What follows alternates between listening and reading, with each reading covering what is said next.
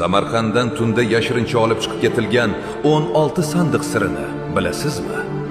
Mirzo Ulug'bek o'limidan so'ng uning eng sodiq shogirdi Ali Qushchi kitoblarni g'orga ko'mmadi.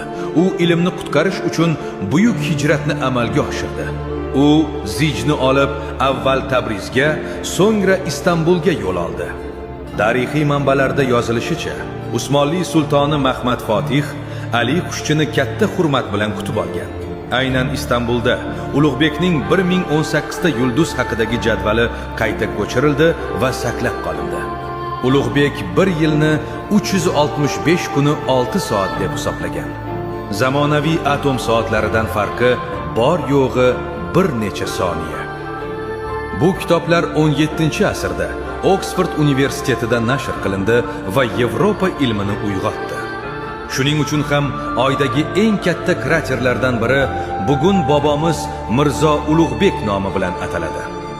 Ulug'bek osmon sirlarini ochdi. Uning zamondoshi Alisher Navoiy esa inson qalbini. Navoiyning Lison ut-Tayr asarida minglab qushlar semurg'ni izlab 7 o'lim vodiysiga kiradilar.